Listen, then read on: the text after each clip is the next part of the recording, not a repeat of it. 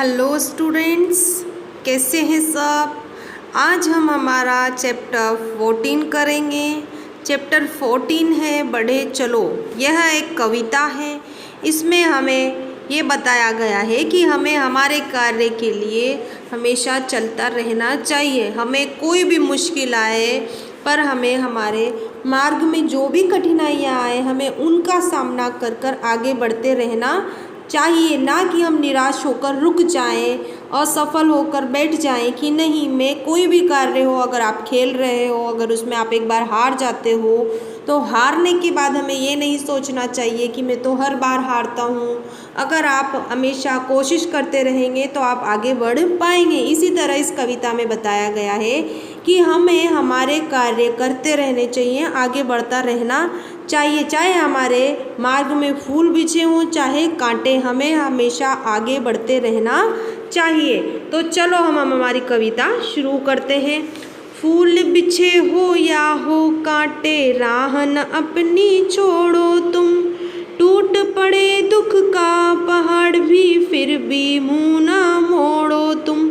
यहाँ पर जो कविता है उसमें कह रहे हैं कि फूल बिछे हो या कांटे बिछे हो, अब राह मतलब जो रास्ता है हमारा वो हमने नहीं छोड़ना चाहिए। मतलब हमारे रास्ते में कितने भी फूल बिछे हों, कांटे बिछे हों, हमें अपना रास्ता नहीं छोड़ना चाहिए। हमारे ऊपर अगर दुख का पहाड़ भी टूट पड़े फिर भी हमें उस रास्ते से मुंह नहीं मोड़ना चाहिए। मतलब हिम्मत नहीं हारनी। मुंह मोड़ना मुहावरा होता है, तो उसका मतलब होता है कि हमें हिम्मत नहीं हारनी चाहिए। कि अगर हमें परीक्षा में पढ़ना है, हम फेल हो जाते हैं या फिर हमें कम मार्क्स आते हैं तो हम सोचते हैं कि मुझे तो कम मार्क्स आते हैं, मैं नहीं पढ़ूँगा। लेकिन अगर हम कोशिश करेंगे, पढ़ते रहेंगे तो हमें अच्छे मार्क्स भी आएंगे और हम अच्छे नंबर से पास भी हो जाएंगे। इसी तरह इस कविता में बताया गया है कि हमारे ऊपर दुख के पहाड़ पड़े तब भी हमें हिम्मत नहीं हारनी चाहिए। फिर हमारी दूसरी पंक्तियाँ हैं, उसमें बताया है साथ रहे या रहे न साथी, हिम्मत मगर न छोड़ो तुम। कभी किसी से कुछ मत मांगो, यूँ फिर हाथ न जोड़ो तुम। हाथ साथ रहे या ना रहे कोई साथी, मतलब आपके साथ अगर कोई आपका दोस्त भी नहीं है, कोई भी आपके फ्रेंड्स नहीं है, आप अकेले हो, फिर भी आपको हिम्मत नहीं हारनी चाहिए और कभी किसी से कुछ नहीं मांगना चाहिए और यूँ किसी के आगे हाथ भी नहीं जोड़ना चाहिए कि तू मेरा फ्रेंड बन जा या मुझे ये दे दे वो दे दे। हमें हमारा काम खुद करना चाहिए, हमें किसी के आगे हाथ नहीं फैलाना चाहिए। ठीक है। फिर हमारी जो आखिरी की पंक्तियाँ हैं उसमें बताया गया है हिम्मत बांधे काम करो और सब मेल का पड़े चलो। हिम्मत बांधे काम करो और सब मेल का बढ़े चलो। जब तक दम में दम है बाकी तब तक आगे बढ़े चलो। मतलब यहाँ पर जो कविता है उसमें बताया गया है कि हिम्मत बांधकर हम सबको चलना चाहिए। हिम्मत बांधकर चलना मतलब हौसले से, हमारे अंदर एक साहस होना चाहिए कि नहीं मैं ये कर सकता हूँ।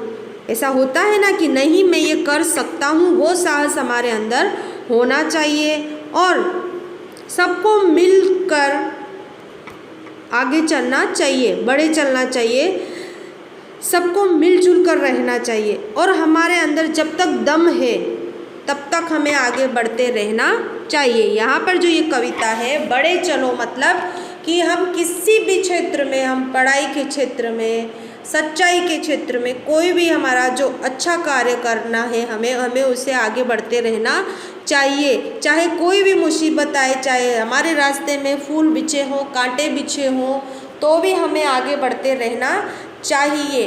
हमारे ऊपर अगर दुख का पहाड़ टूट पड़े, मतलब कोई भी मुसीबत आ जाए या ऐसा हो जाता है कभी कभी कि ऐसी कोई प्रॉब्लम हो जाती है किसी को कि स्कूल नहीं आ पाते, कुछ भी हो जाता है तो हमें हिम्मत नहीं हारनी चाहिए, हमें आगे बढ़ते रहना चाहिए, हमें पढ़ते रहना चाहिए। चाहे हमारे दोस्त हो या ना हो, हमें अकेले ही बहुत हिम्मत होनी चाहिए, हमें किसी के आगे हाथ नहीं फैलाना चाहिए। हमें ऐसे कार्य करने चाहिए कि हमें किसी के आगे हाथ फैलाने की ज़रूरत ना पड़े और हम सबको हिम्मत बांधकर अपने आप में एक साहस होना चाहिए और सबको मिलजुल कर रहना चाहिए और सबको जब तक हमारे आखिरी दम हो तब तक हमें आगे बढ़ते रहना चाहिए। ये हमारी कविता है। अब हम इस कविता के थोड़े से क्वेश्चन आंसर देख लेते हैं। आप सबको समझ में आ गई होगी, आप इसे फिर से घर पर पढ़िए। तो हमारा जो पहला प्रश्न है वो है कि रास्ते में फूल बिछे होने का अर्थ होता है जीवन में सुख ही सुख होना।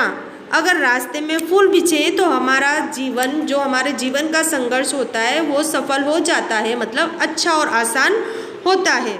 तो जो पहला है उसमें हमारा बी ऑप्शन राइट होगा।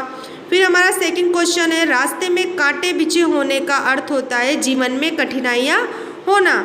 यदि हमारे दोस्त का साथ ना हो तो हमें हिम्मत नहीं छोड़नी चाहिए। हमें कैसा सबक पढ़ना चाहिए? प्रेम का, ना कि घृणा का।